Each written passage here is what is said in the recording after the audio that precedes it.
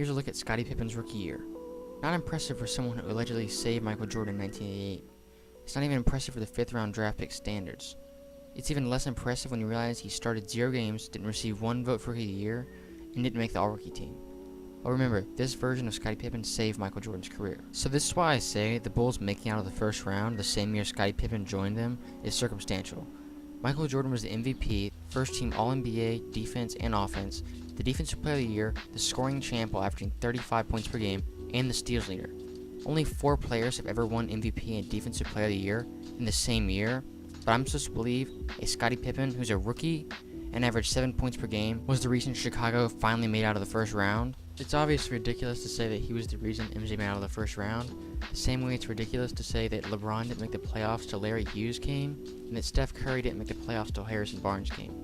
Both those two facts are true, but once you provide a little context, you'll realize those arguments are flawed, just like the 1-9 argument without Pippen. So the reason I bring up the LeBron and Curry arguments is because it shows you can make a stupid argument for almost every player if they didn't have success before another role player joined the team. Because it's obviously stupid to say that Curry was not successful before Barnes came, while LeBron was never going to be anything before Larry Hughes. The same way it's ridiculous to say a rookie Scottie Pippen saved MJ's career. So the reason I bring up the LeBron and Curry arguments is because it shows you can make a stupid argument for almost every player if they didn't have success before another role player joined the team. Because it's obviously stupid to say that Curry was not successful before Barnes came, while LeBron was never going to be anything before Larry Hughes.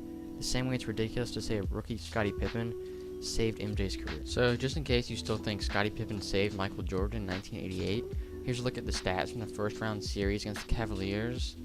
As you can tell, Scottie Pippen was definitely the reason that the Bulls advanced, because his 10 points per game was much more valuable than Michael Jordan's 45 points per game. So obviously I'm being sarcastic in saying that Scottie Pippen's 10 points per game was more valuable than Michael Jordan's 45 points per game, but to put this in perspective, this is like saying LeBron in the first round against the Pacers last year, with his 34 points per game, was saved by Kevin Love, who averaged a whopping 11.4 points per game. It's a ridiculous argument to make, and it just exposes the 1-9 argument and how cherry-picked it is and how much context it lacks. So in case you're still buying that argument, here's a look at the second round stats versus the Pistons, where the Bulls lost, and Jordan averaged more points, rebounds, assists, and steals, and only 0.4 less blocks. And for the whole playoffs in 1988, Jordan averaged 36 points, which was 26 more points than the second highest scorer. And the guy who saved Michael Jordan, Scottie Pippen, wasn't even the second leading scorer, and it wasn't even the third leading scorer, and it wasn't even the fourth leading scorer. He was the 5th leading scorer in the playoffs at 10 points per game on his own team. But you're going to tell me he saved the guy who averaged 36 points per game's legacy? If LeBron fans and the people who use this argument were smart enough, they would quit using it and let opt for the argument that Michael Jordan never won a championship so he got an all-star level player. That would hold way more credibility, and it would have a lot more facts to back it up, because the 1-9 argument is easily debunked when you realize that Jordan was literally carrying the Chicago Bulls, and that Pippen was no more than a role player on that team.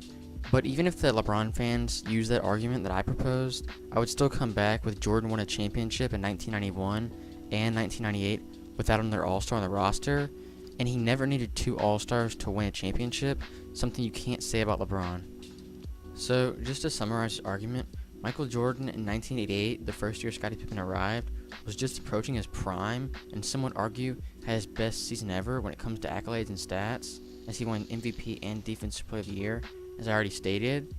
And Scottie Pippen was a role player who was the 7th to 8th man in the Bulls rotation, so it's purely circumstantial that Michael Jordan hit his peak the same year Scottie Pippen arrived, and Pippen had a minimal impact on the Bulls team when it came to getting past the first round. As you already saw, Jordan averaged 45 points per game, and Pippen averaged 9 to 10 points per game.